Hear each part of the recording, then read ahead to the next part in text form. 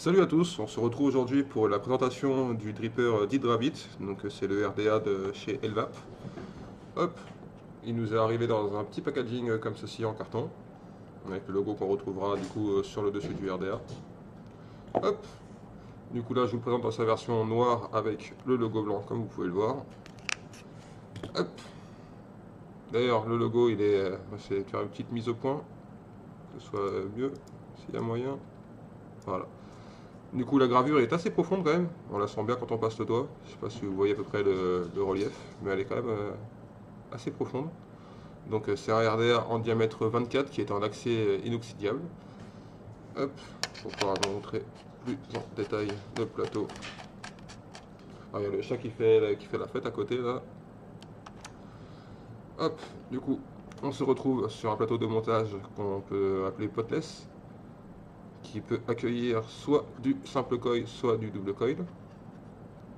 D'ailleurs, le plateau qui est bien agréable à travailler. Je sais pas si vous voyez, je vais vous montrer comme ça.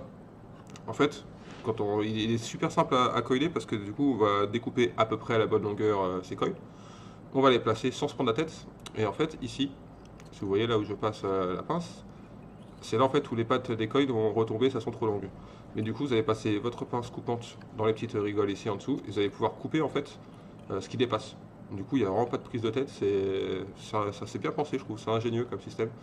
On ne montre pas la tête, paf, on plug, on visse. Si c'est trop long, on découpe ce qui dépasse, et hop, c'est réglé. Pas de prise de tête, rien. Du coup, c'est vachement bien foutu, je trouve. Hop. Pour ce qui est du contenu, et c'est là que je trouve son gros point fort aussi, c'est que du coup, il nous est fourni avec le drip type 810 en résine. Donc les couleurs sont aléatoires, vous pouvez très bien avoir du vert, du rouge, du noir, enfin un peu tout et n'importe quoi si je veux dire, c'est un peu la loterie. Personnellement j'ai eu de la chance que je le monte sur ma sur X avec du noir et du vert dessus, et j'ai eu de la chance de l'avoir du coup en noir comme je l'ai choisi, mais avec le drip type vert. Donc ça personnellement je suis assez content à ce niveau là.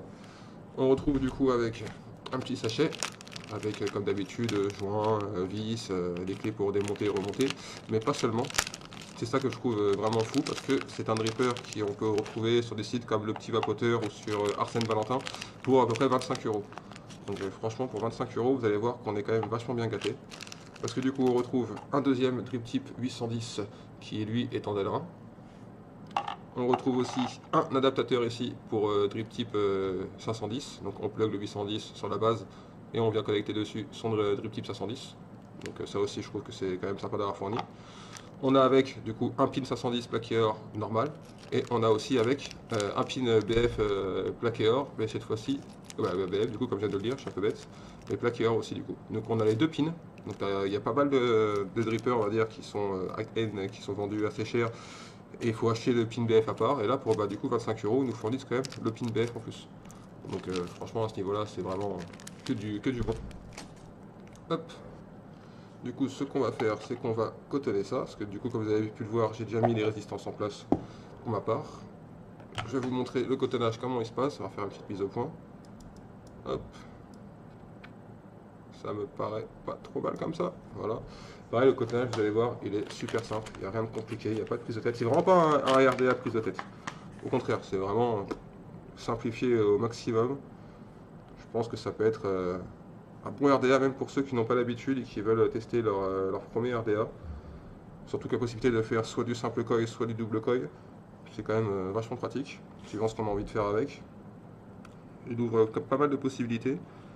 C'est pour ça que je me dis que pour quelqu'un qui veut débuter, bah déjà c'est un très bon choix je pense. Et je vous dis, avec tout ce qui est fourni, on peut faire tout et n'importe quoi avec, on peut même le passer en BF. Donc pour la longueur du coton, on ne se rend pas la tête. On coupe à peu près un peu en dessous du début de la base. Comme ça. Oula, accident, problème technique. Hop, comme ça, on fait pareil de ce côté-là. Hop, une mèche de mise. On va couper un autre petit bout. Tac. Donc là, comme vous avez pu le voir, je vais faire ça, c'est un peu en décousu là, mais... Donc moi, comme je vous ai montré, je l'ai monté en double coil, donc de chaque côté comme ça. Mais on peut faire aussi en monocoil, donc on prendra... Allez, on va essayer de refaire une petite mise au point pour que vous voyez mieux ce que je veux vous expliquer. Hop là. Du coup là, comme vous voyez, les pattes des coils, j'aurais dû le faire tout avant le coton, ça aurait été plus intelligent de ma part. j'en ai une ici, une ici. Et l'autre côté, c'est pareil, bien évidemment. Et si vous voulez le passer en fait en simple coil, vous allez mettre une patte par exemple ici, et l'autre patte en haut de l'autre côté. En fait, ça fera un système genre une patte ici, une patte ici. Vous voyez? Comme ça en diagonale. Et après, on aura juste à, hop, à remettre droit son coil en fait avec son petit outil. On est tranquille. Hop. Je trouve que à ce niveau-là, c'est bien pensé. Ça ouvre pas mal de possibilités encore une fois. Entre le simple coil, le double coil, entre le pin normal, le pin BF. D'ailleurs, je l'ai testé aussi, et là on va le tester en normal, mais je l'ai testé aussi en BF. Et franchement, c'est pas mal du tout. Ils ont bien réussi le système. Le liquide vient par le bas, évidemment. Après, il y en a certains, comme le Petri, là, lui, ça reste mon coup de cœur du moment, là, le nouveau, enfin pas le Petri, mais le nouveau Dot Mode de RDA 24, qui pour le BF, pour moi, reste pour le moment ma plus belle surprise. Avec son système d'irrigation, on va dire, des coils par le dessus. C'est vachement pratique, je trouve. Ça tombe pile poil sur les coils, bah, vous l'avez vu sur la revue que j'ai fait la dernière fois dessus. Franchement, j'ai bien aimé, mais bon, là on n'est pas là pour parler de Dot Mode, on est là pour parler du Hydrabit. Hop, du coup on effile un peu le coton, on redécoupe ce qui craquera, ce qui dépasse. Tac. Du coup là on vient le placer une première fois sans se prendre la tête parce qu'on n'a pas encore humidifié le coton, du coup c'est juste pour lui donner à peu près ce qu'on veut que ça, à quoi ça ressemble, mais quand le coton sera humidifié, ah, on va recouper un petit peu ici d'ailleurs, je trouve que c'est encore un peu trop long. Ça sert à rien d'avoir 3 tonnes de coton, hein. Surtout que là on n'est pas en BF, donc ça sert vraiment à rien d'en mettre de trop. Juste pile poil le nécessaire. Voilà, comme ça. Hop, on regroupe ici. Donc vous voyez, je vais vous montrer. En fait, on va laisser, je vais refaire une petite mise au point, histoire que vous voyez bien. Voilà. On va laisser cette partie-là en fait libre. On va pas mettre de coton ici. C'est sous les coils comme ça. On le laisse ici vide, tranquille. Surtout qu'en fait, ça sert à rien là pour le moment. Et on vient juste bien mettre les cotons sur les côtés comme ça. Vous voyez, là c'est niveau, comment dire, niveau volume de coton, niveau densité de coton, là on est bien. Il n'y a rien qui dépasse, c'est assez propre. Alors, on n'a pas encore humidifié le coton pourtant, mais on est déjà pas mal du tout. Hop. Tac, tac, tac. Et on va chercher le liquide que j'ai oublié. Je reviens tout de suite. Hop, nous revoilà du coup du liquide. On va mettre le gros jus. J'avais oublié de le prendre avant la vidéo. Et comme dit souvent ma mère, quand on n'a pas de tête, on a des jambes. Et elle a bien raison. Hop, du coup on va humidifier tout ça. Tac, tac, tac, on en met bien partout, hein, comme d'habitude. Je ne vous apprends rien à ce niveau-là. Hop, hop. On en met pas mal. Tac, tac, tac.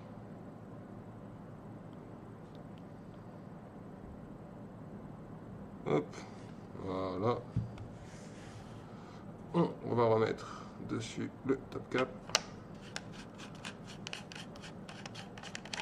Hop, la petite table de côté. On les monte sur la surique. Tac. Ça shoot bien. Par précaution, on va remettre un petit peu de liquide. On va revenir bien remettre du coup ce coton maintenant qu'il est bien humidifié. Tac. Voilà à quoi ça doit ressembler. On va refaire une petite mise au point. Hop, elle était pas mal. J'ai raté le coche. Bon, voilà. Voilà à quoi ça doit ressembler en fait, une fois que c'est cotonné. Il n'y a rien qui dépasse.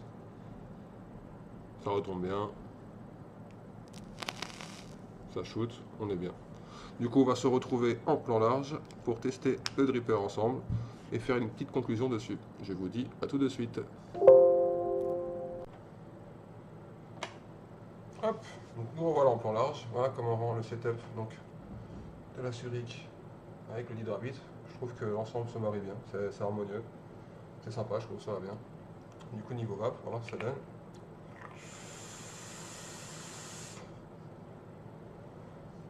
Ça va bien, ça va très très bien. On a un rendu de saveur qui est vraiment sympa. Alors c'est pas le meilleur rendu de saveur que j'ai eu évidemment, mais je trouve qu'on est vraiment très très bien quand même niveau saveur. J'ai testé les drippers qui étaient bien moins bons que ça niveau saveur. Surtout qu'encore une fois, il ne faut pas oublier que c'est un dripper qu'on trouve à 25 € avec tout ce qui a été présenté dans la vidéo. Donc c'est vraiment un rapport qualité-prix que je trouve vraiment sympa. Le fait que les airflows soient quand même assez hauts en fait. Ce qui fait que quand on est en BF, on va pas avoir de fuite ni rien par les airflows. Ça aussi, c'est un très bon point positif. Donc ils suivent pas mal en BF. Bah, je dois avouer qu'à ce niveau-là, c'est tranquille, on n'a pas de fuite, on ne se prend pas la tête. Quand on appuie sur sa bouteille, hop, il n'y a rien qui remonte dans les airflows, il n'y a rien enfin, y a rien qui coule, il n'y a rien qui fuit. Donc c'est vraiment super agréable. En utilisation entre guillemets hors BF, donc entre guillemets normale, c'est pareil. C'est un vrai plaisir à s'en servir. On peut réduire l'airflow sur le côté ou non. Bon, voilà, je l'ai un petit peu refermé. Je suis pas forcément fan quand c'est trop aérien ni trop serré. Là, je pense que comme ça, personnellement, pour moi, c'est le réglage adéquat. Voilà. On est un petit quart de fermé, on va dire. Un petit tiers même, un tiers de fermé. Et là, franchement, je trouve que niveau saveur, on est bien. C'est un bon ratio vapeur-saveur. Moi, je suis plus fan de saveur que de vapeur, mais là, franchement, pour moi, il me convient parfaitement.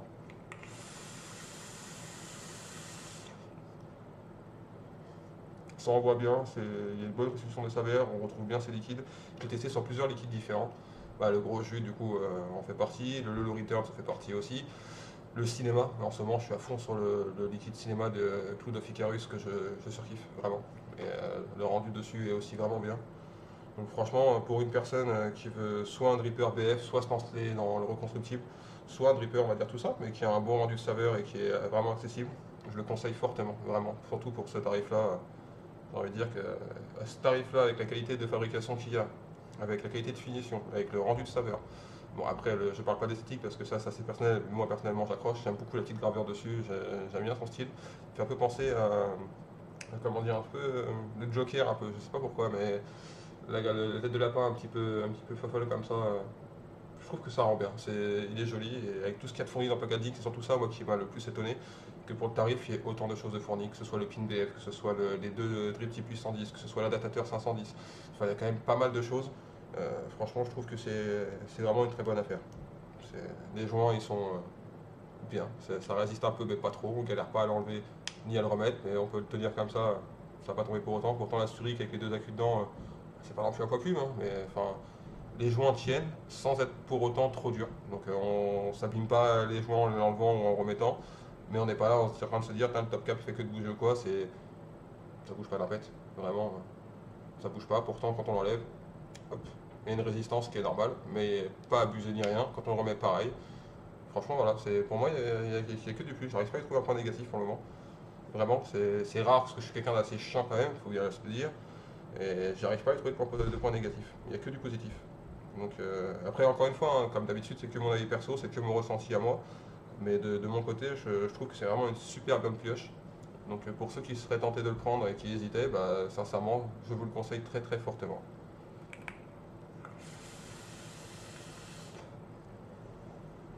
Franchement, encore une fois, c'est que du bon. Mais écoutez, sur ce, je vous dis à très bientôt pour d'autres revues. J'espère que pour vous tout se passe bien. Et puis bah, bonne vape à vous. Salut tout le monde.